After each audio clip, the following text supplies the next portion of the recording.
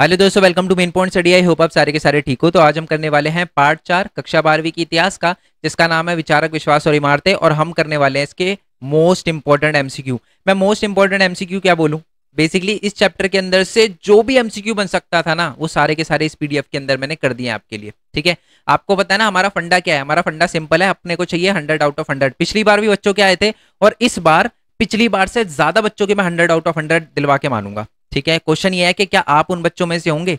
ठीक है, देखो 100 मार्क्स का सिंपल सा फंडा है। सबसे पहले तो आप चैप्टर क्लियर कर लो। मैंने वीडियो बना रखी है चैप्टर की हैंड रिटन नोट्स के साथ। पहले इस चैप्टर को क्लियर करो, फिर इस चैप्टर के मोस्ट इंपॉर्टेंट क्वेश्चन। ठीक है, मोस्ट इंपॉर्टेंट क्वेश्चन में सारे के सारे पीवाईक्यूज और मैप। पीवाईक्यूज पता है ना आपको, जो किसी ना किसी एग्जाम में आ रखे। देखो ये 2010 में 16 में आया हुआ क्वेश्चन है, ये 17 में आया हुआ क्वेश्चन है, ये 16 में आया हुआ क्वेश्चन है ना, ये इंपॉर्टेंट क्वेश्चन है। उसके बाद ये 2010 में आया हुआ क्वेश्चन है, ये देखो 13, 18, 15, है ना। तो ये सारे के सारे जो भी क्वेश्चन है ना, रिपीटेड क्वेश्चन है और इन्हीं में से बनता है पेपर जो भी आपका। और उसके बाद कि आपका 1 मार्क्स का भी क्वेश्चन ना छूटे, इसके लिए हर एक चैप्टर के एमसीक्यू। और मैं हर चैप्टर के साथ सेम फंडा अपना रहा हूं। तो याद रखना, फुल मार्क्स चाहिए ना, तो हर एक चैप्टर को कवर करना प्लस उसके एमसीक्यू। ठीक है, प्लस उसके मोस्ट इंपॉर्टेंट क्वेश्चन। अगर ये चीज आपने कर ली ना, आपको 100 आउट ऑफ 100 लाने से कोई भी नहीं रोक सकता। ठीक है, और यहां पर है ना, मैं एमसीक्यू से एमसीक्यू बनाऊंगा। मैं समझाता हूं आपको। चलो हम डायरेक्टली क्वेश्चन पे आ जाते हैं। तो हमारा पहला क्वेश्चन है कि, और है ना, देखो एक बात बता रहा हूं, अगर आपने चैप्टर की वीडियो देख ली है ना और आपने पीवाईक्यू की वीडियो देख ली है, तो बच्चे इस वाली वीडियो को है ना आप एज अ टेस्ट लेना। टेस्ट से मेरे कहने का मतलब क्या है? टेस्ट से मेरे कहने का मतलब ये है कि क्वेश्चन देखना, वीडियो पॉज करना, अपने दिमाग में आंसर रखना। ठीक है, और एंड में जाके ये मेरे को नीचे कमेंट बॉक्स में बताना मेरे को कि सर हमारे इतने एमसीक्यू में से इतने बन रहे हैं।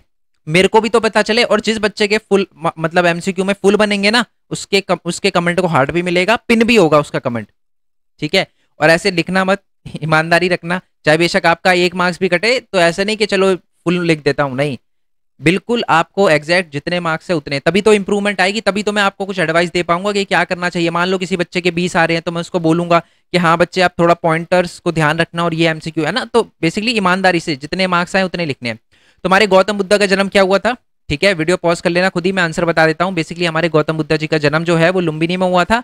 लुम्बिनी बेसिकली कपिल वास्तु के अंदर पड़ती है, और कपिल वास्तु हमारा नेपाल के अंदर पड़ता है। यानी बेसिकली हमारे गौतम बुद्ध का जन्म नेपाल में हुआ था। ठीक है, अच्छा जी, कुशीनगर में क्या हुआ था? मैंने आपको बोला था ना एमसीक्यू में से एमसीक्यू बनाऊंगा। तो जो हमारा कुशीनगर है वो यूपी में पड़ता है, और माना जाता है कि हमारे बौद्ध जो हमारे गौतम बुद्ध है, उन्होंने निब्बान प्राप्त यहीं किया था, यानी समाधि यहीं ली थी। हमारे गौतम बुद्ध जी का देहांत यहीं हुआ था, आप कह सकते हो। वैसे देहांत वर्ड नहीं बोलना चाहिए, समाधि ली थी ये वर्ड बोलना चाहिए। नेक्स्ट क्वेश्चन है, ज्ञान की प्राप्ति या निब्बान प्राप्त हुआ था, मुक्ति मिली थी, आप कह सकते हो।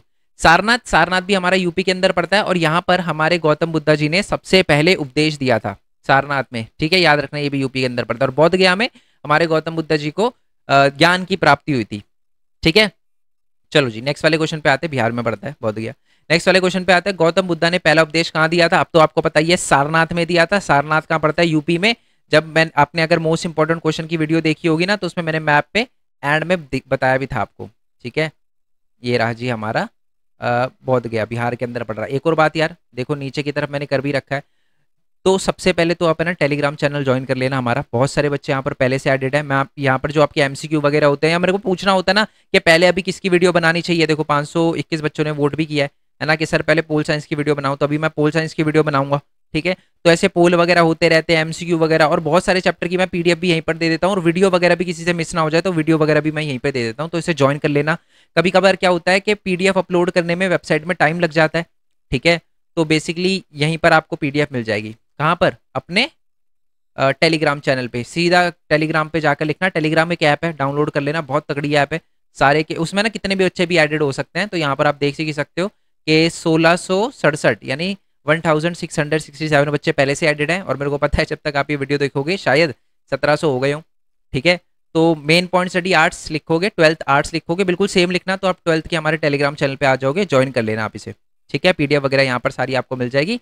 बाकी हमारी वेबसाइट भी है, इसके बारे में हम बाद में बात करेंगे, पहले क्वेश्चन पे आ जाते हैं। ठीक है जी, चलो नेक्स्ट वाले क्वेश्चन पे आते हैं। तो 2 क्वेश्चन हो गए, 2 में से जितने भी सही हैं आपके नीचे लिखते जाना एंड में। ठीक है, चलो नेक्स्ट क्वेश्चन की बात करते हैं। सुत्त पिटक किस धर्म से संबंधित है? तो मैं आपको बता दूं, सुत्त पिटक जो है वो हमारे बौद्ध धर्म से संबंधित है। ठीक है, और बौद्ध धर्म में मैं आपको बता दूं 3 पिटक होते हैं, सुत्त पिटक, अभिधम पिटक, विनय पिटक। ठीक है, ये बात याद रखना, आगे इससे रिलेटेड भी क्वेश्चन आने वाला है। नेक्स्ट है कि जैन धर्म के पहले तीर्थकर कौन थे? तो मैं आपको बता दूं तीर्थकर का मतलब पहले सुन लो, तीर्थकर का मतलब क्या होता है। तीर्थकर होता है जो हमारे जीवन की नौका को पार लगाए, नाव को पार लगाए, उनको हम तीर्थकर कहते हैं। जैन धर्म में टोटल मिला के 24 तीर्थकर हैं, ठीक है। जो हमारे पहले तीर्थकर थे वो थे जी हमारे ऋषभ देव जी, और जो हमारे 24वें, ये फर्स्ट है, ठीक है, फर्स्ट तीर्थकर जो है वो हमारे ऋषभ देव जी हैं, ठीक है, भगवान ऋषभ देव है। और जो हमारे 24वें तीर्थकर है वो है जी हमारे महावीर, ठीक है। और नीचे अभी एक क्वेश्चन भी आएगा कि महावीर, ये देखो नीचे ही क्वेश्चन है, चलो क्वेश्चन पे आ जाते हैं कि हमारे जो महावीर थे, है ना, भगवान महावीर थे, उनके बचपन का नाम क्या था, सिद्धार्थ, वंश, वर्धमान या हनु। तो मैं आपको बता दूं हमारे जो भगवान महावीर है उनका बचपन का नाम था वर्धमान, और हमारे जो गौतम बुद्ध है उनके बचपन का नाम था सिद्धार्थ, ठीक है जी। चलो नेक्स्ट क्वेश्चन पे आते हैं। सांची स्तूप कौन से राज्य में है? तो मैं आपको बता दूं सांची स्तूप, अच्छा इसका आंसर अगर आपने बता देना मैं मान जाऊंगा, ठीक है। अगर किसी बच्चे ने इसका आंसर दे दिया, अभी वो जो मैंने बोला था ना कि कितने क्वेश्चन सही हो रहे हैं, वो अभी रुक जाओ, उसको थम जाओ। सबसे पहले तो इस क्वेश्चन का आंसर आप मेरे को करो, मैं ना लिख कर दे रहा हूं, अगर इस क्वेश्चन का आंसर आपने बता दिया ना मैं मान जाऊंगा आपको, ठीक है। अच्छा मैं बार बार ऐसा क्यों बोल रहा हूँ, क्योंकि इसमें जो भी ऑप्शन है ना वो सारे गलत है, मैंने गलती से मिस्टेक कर दी। तो सांची का स्तूप ना ही पंजाब में, ना ही राजस्थान में, ना ही बंगाल में, ना ही झारखंड में, हमारा सांची का स्तूप पड़ता है जी मध्य प्रदेश में, भोपाल के 20 किलोमीटर दूर एक गांव पड़ता है कनखेड़ा, वहां पर है हमारा सांची का स्तूप। नेक्स्ट वाले क्वेश्चन पे आते हैं। अमरावती का स्तूप कहाँ है? तो अमरावती का स्तूप आंध्र प्रदेश में। ये भी जो आपने वो मैप की वीडियो देखी होगी तो आपको क्लियर होगा।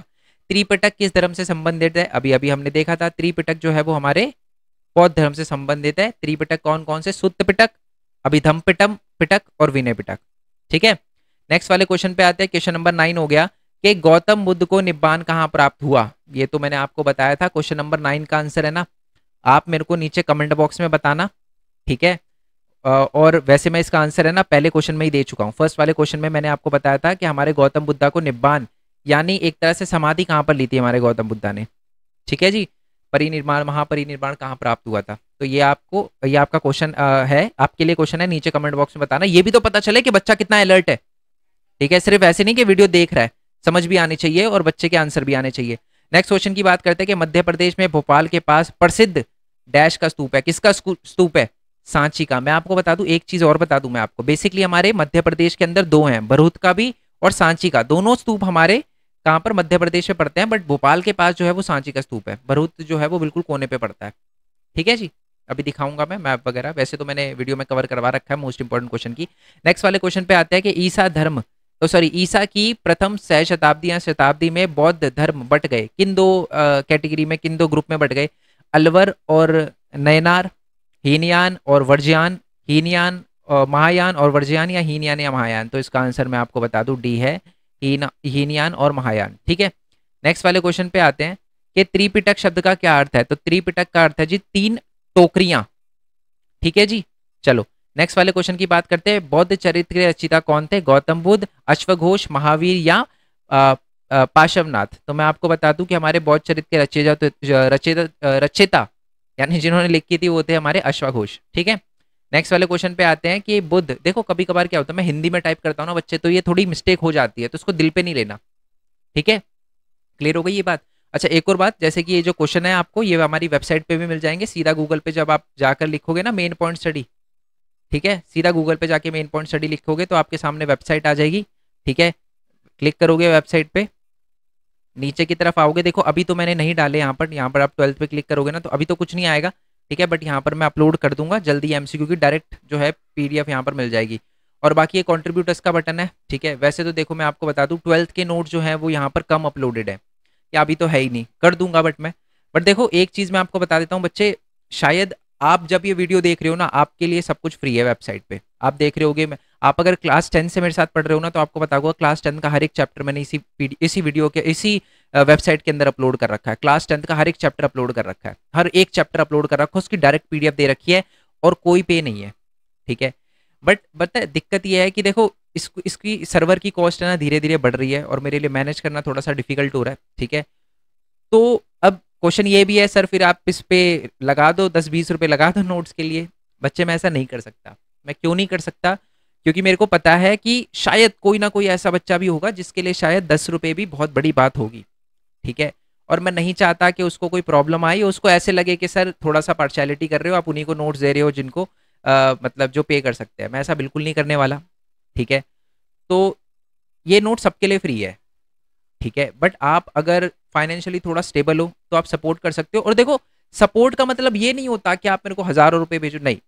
सपोर्ट पता है किस लिए जरूरी है, कि पता है मेरे को ये लगे कि हाँ, जब बच्चा मेरे लिए, देखो अमाउंट कितनी छोटी और कितनी बड़ी है वो मैटर नहीं करता, सपोर्ट मैटर करता है। जब मैं देखता हूँ यार बहुत सारे बच्चे मेरे को सपोर्ट कर रहे हैं, तो फिर लगता है कि हाँ यार, मतलब जब बच्चा 1% दे रहा है तो मैं 10,000% दूंगा अपना, ठीक है, और उसके लिए जितना हो सके करूंगा। तो ये सपोर्ट बहुत इंपॉर्टेंट है, ठीक है। बाकी अगर कुछ बच्चे ये सोचते हैं कि सर हम सपोर्ट करना चाहते हैं, फाइनेंशियली स्टेबल नहीं, कोई दिक्कत नहीं है दोस्त, आप ही के लिए नोट्स बना रखे हैं, पढ़ो, अच्छे नंबर लाओ। 100 आउट ऑफ 100 की जब आप फोटो मेरे को भेजोगे और मैं चैनल पे लगाऊंगा जैसे पिछले साल किया था, आप समझना कि मेरी मेहनत सफल हो जाएगी, ठीक है। बाकी अच्छे नंबर लाओ, ओके, चलो जी, और अच्छे से पढ़ो। अब आ जाते हैं डायरेक्टली इस पे, क्वेश्चन पे आ जाते हैं, ठीक है। ये अभिधम, ये आपको, अच्छा, बुद्ध धर्म के उपदेश किसमें शामिल है? सुत्त पिटक में, विनय पिटक में, अभिधम पिटक में, इनमें से कोई नहीं। तो मैं आपको बता दूं, बुद्ध धर्म के जो उपदेश है वो हमारे सुत्त पिटक में शामिल है, ठीक है। विनय पिटक में क्या शामिल है ये मैं अभी बता देता हूँ, क्योंकि आगे क्वेश्चन आने वाला है। हमारे विनय पिटक में जो हमारे हमारे भिक्षु और भिक्षुआइन होते हैं ना, हमारे बौद्ध धर्म से जुड़े हुए, उनसे रिलेटेड जो भी नियम वियम होते हैं ना, वो विनय पिटक में लिखे हुए हैं, ठीक है जी, क्लियर हो गया। चलो जी, नेक्स्ट वाले क्वेश्चन पे आते हैं। कोलकाता में इंडियन म्यूजियम की स्थापना कब हुई थी? तो हमारे कोलकाता में जो हमारा इंडियन म्यूजियम है उसकी स्थापना 1814 में हुई थी, ठीक है। नेक्स्ट क्वेश्चन है, सांची को यूनेस्को ने, है ना, बेसिकली विश्व कला यानी विश्व धरोहर की स्थान की घोषणा करी थी, कौन से साल में करी थी? तो मैं आपको बता दूं, इसका आंसर है 1989।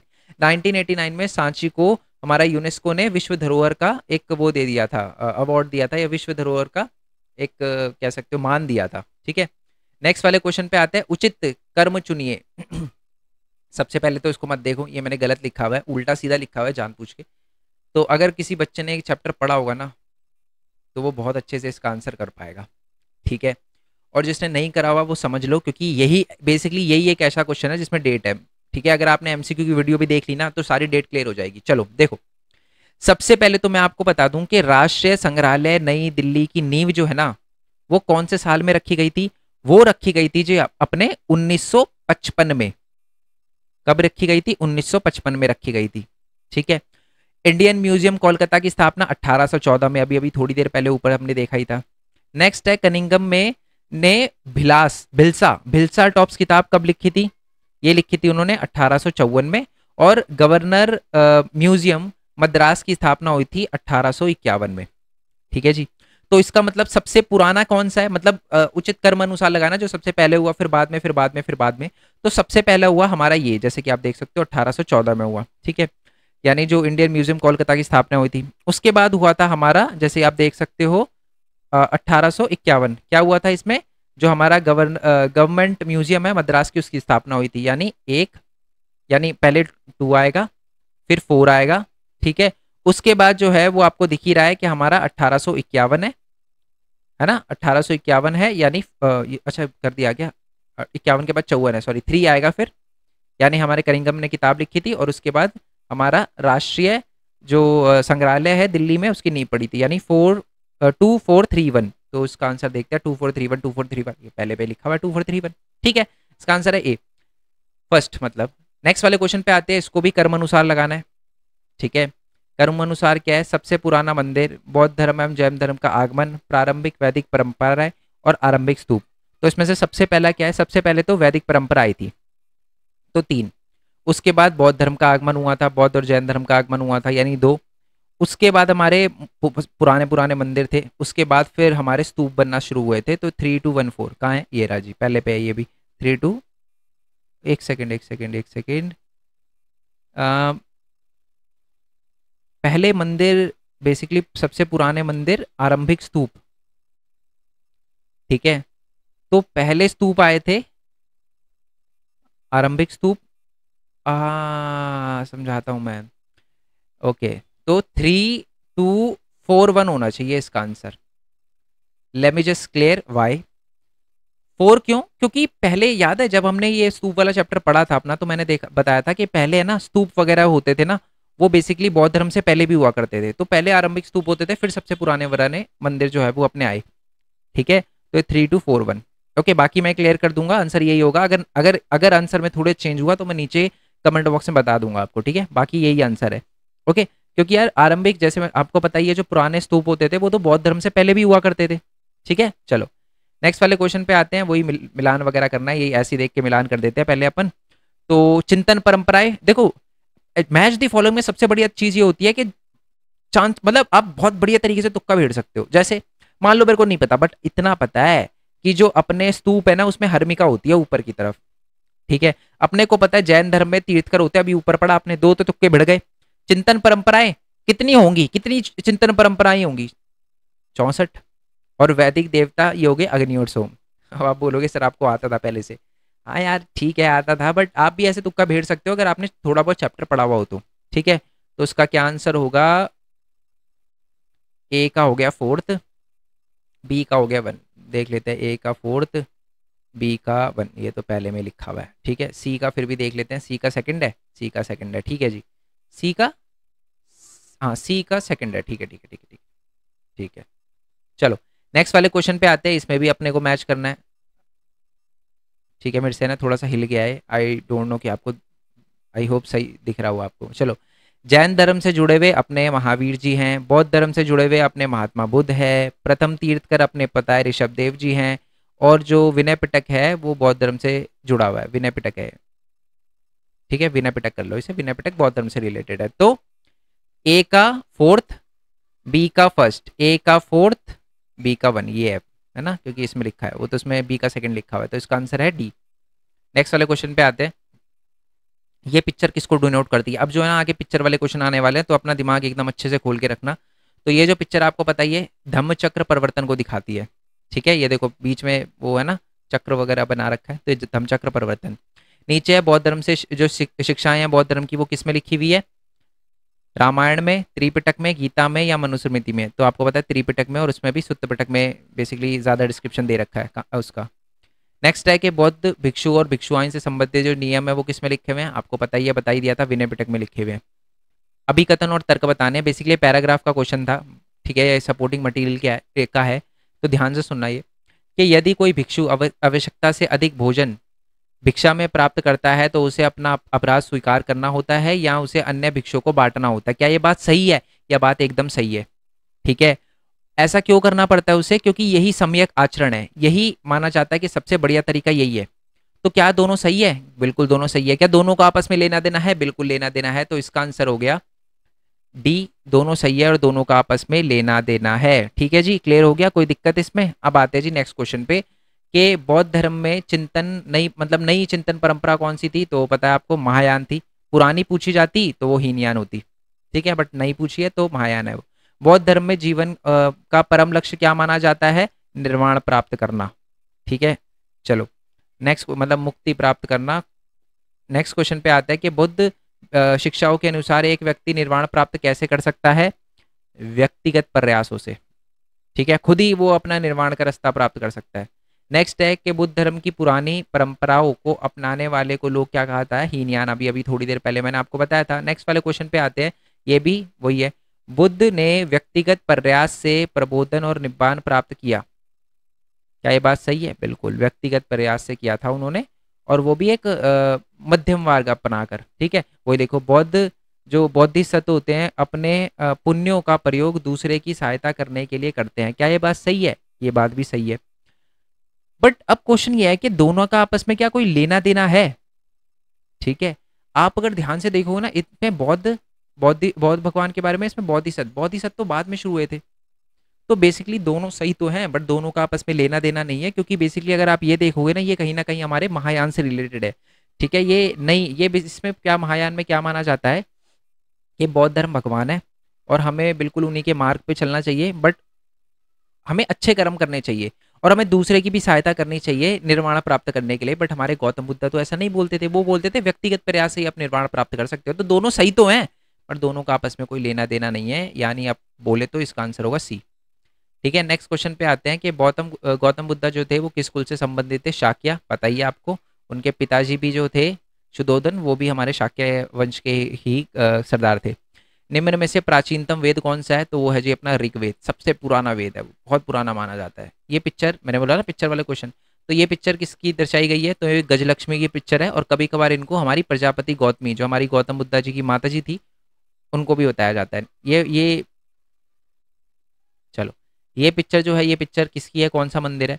अगर कभी आपको समय मिले, ठीक है, 12th के बाद, ठीक है, तो मैं आपसे बोलूँगा कि यार यहाँ ज़रूर जाना। ये महाराष्ट्र के अंदर पड़ता है, अल्लौरा की गुफाएं हैं ये, है ना, कैलाशनाथ का मंदिर है हमारा। और आप मानोगे नहीं, ये एक पत्थर को क्रेव करके बनाया गया है, एक पत्थर को। इम्पॉसिबल लगता है देखने में ये। मैं भी कभी अगर मिला कभी टाइम, तो मैं मतलब अगर कभी गया यहाँ पर तो ज़रूर दिखाऊंगा आपको, ठीक है।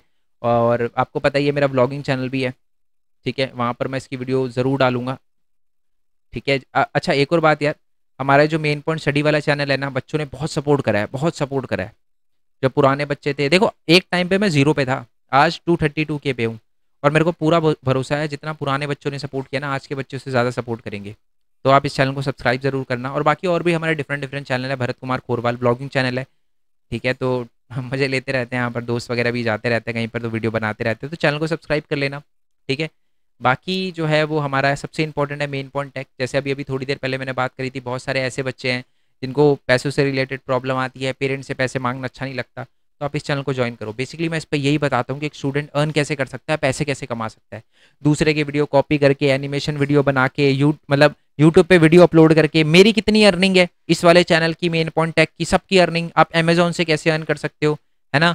और भी बहुत सारी चीज़ें, मैंने जोमेटो से पैसे कैसे अर्न किए, मैं सच बता रहा हूँ, मैंने जोमेटो से अर्न किया है, ठीक है।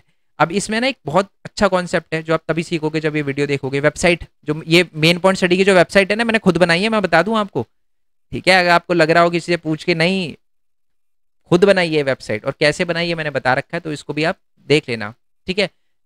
और जैसे मैंने बताया, और भी चैनल है, व्लॉगिंग चैनल है, मन करे तो सब्सक्राइब कर देना। गेमिंग चैनल भी देखो, मैं अभी तो वीडियो डालूंगा नहीं एग्जाम से पहले, आपके बाद में देखेंगे जो होगा, ठीक है। चलो नेक्स्ट वाले क्वेश्चन पे आ जाते हैं। ये पिक्चर किसकी है? तो हमारी शाल भंजिका की है, ठीक है।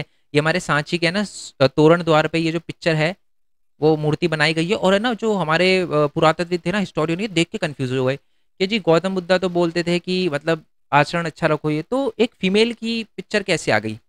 तो वो उनका कहना था कि बेसिकली ये जो है, ये एक देवी हैं जो किसी भी चीज़ पर हाथ रखती है ना, जैसे फूल खिल जाते हैं और बहुत सारी चीज़ें होती है, मतलब इनको, मतलब ये बोला गया है कि ये बहुत ही पावरफुल देवी थी। तो इस तरीके से, इसी वजह से इनकी मूर्ति लगाई गई थी तोरण द्वार पे। ये पिक्चर किस चीज़ को रिप्रेजेंट करती है? ये महापरिनिब्बान को रिप्रेजेंट करती है, ऊपर वाली पिक्चर, ठीक है। चलो जी, बीच में स्तूप बनाया हुआ है, और आपको पता ही है स्तूप में बेसिकली बहुत गौतम बुद्ध से जुड़े हुए अवशेष होते हैं, ठीक है। नेक्स्ट क्वेश्चन पे आते हैं कि इनमें कौन सा त्रिपिटक नहीं है? सुत्त पिटक, अभिधम पिटक, बुद्धि पिटक या विनय पिटक? तो बुद्धि पिटक, ऐसा कोई भी पिटक नाम, ऐसा कोई भी त्रिपिटक नहीं है, यही 3 पिटक है, ए बी और डी, ठीक है। बी सी जो है हमारा नहीं है वो। इनमें से कौन से विष्णु के अवतार नहीं है? तो राम जी विष्णु जी के अवतार है, कृष्ण जी विष्णु जी के अवतार है, हनुमान जी नहीं जी, ये हमारे विष्णु जी के नहीं, शिव जी के अवतार है, ठीक है ना। वैष्णववाद और शिववाद पढ़ा था ना इस चैप्टर में, परशुराम जी भी विष्णु के अवतार माने जाते हैं। नेक्स्ट वाले क्वेश्चन पे आते हैं। शाहजहां की जो, शाहजहां बेगम थी, बेगम, मैंने पूरा नहीं लिखा, शाहजहां बेगम हमारी भोपाल की महारानी, उनकी जो आत्मकथा थी उसका नाम क्या था? ताज उल इकबाल तारीख, ठीक है। और हमारे गौतम बुद्धा जी के पिताजी का नाम क्या था? शाक्या, शुद्धोधन, ईश्वर, या इनमें से कोई नहीं। अगर आपने इसका आंसर ए दिया ना, तो आप एक बहुत ही छोटी मिस्टेक कर रहे हो और बहुत ही खतरनाक। बेसिकली ये उनके कबीले का नाम था, हमारे गौतम बुद्धा जी के पिताजी का नाम नहीं, उनके पिताजी का नाम शुद्धोधन था, ठीक है।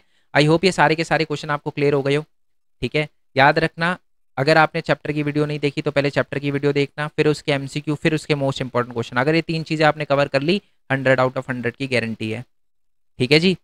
बाकी अच्छे से करो, जो भी आप कर रहे हो लर्न वगैरह करो। और है ना, एक छोटी सी एडवाइस और दूंगा कि अपने ना आंसर फॉर्मेशन पे भी ध्यान दो। मैंने देखा बच्चे, पता है क्या करते हैं, हिस्ट्री में खासकर बोल रहा हूँ, 8 नंबर का क्वेश्चन आता है ना, तो 8 नंबर जैसा नहीं लिखते, ठीक है। एक होता है आंसर बड़ा लिखना और एक होता है आंसर बढ़िया लिखना। बच्चे यहाँ तो बड़ा लिखते हैं या बढ़िया लिखते हैं, दोनों ही चीजें हमें इंपॉर्टेंट रखनी है। यानी आंसर बड़ा भी होना चाहिए 8 नंबर का, बट अच्छा भी होना चाहिए 8 नंबर का। ऐसा ना कि कुछ भी आप स्टोरी लिख रहे हो, तो इस बात पे अच्छे से फोकस करना। बाय द वे, मैंने PYQs की वीडियो इसलिए ही बनाई है, ये जो प्रीवियस ईयर क्वेश्चन है इसमें मैं जानबूझ के ना आंसर भी इंक्लूड करता हूँ, ताकि बच्चों को ये भी पता चल जाए कि आंसर किस तरीके से लिखना है, ठीक है जी। बिल्कुल पॉइंट्स में अच्छे से बनाकर लिखे हुए मैंने आंसर, ताकि बिल्कुल डिट्टो आप आंसर कॉपी कर पाओ अपने एग्जाम के अंदर, ठीक है। बाकी ये जो टेलीग्राम चैनल है अपना ज्वाइन कर लेना। मिलते हैं जी नेक्स्ट वीडियो में, तब तक के लिए थैंक यू सो मच। जय हिंद, जय भारत, वंदे मातरम। बाकी चैप्टर के मोस्ट इंपॉर्टेंट क्वेश्चन, चैप्टर की वीडियो, एमसीक्यू का लिंक आपको नीचे डिस्क्रिप्शन में मिल जाएगा। मिलते हैं नेक्स्ट वीडियो में। जय हिंद, जय भारत, वंदे मातरम। Thanks for your support. Bye bye.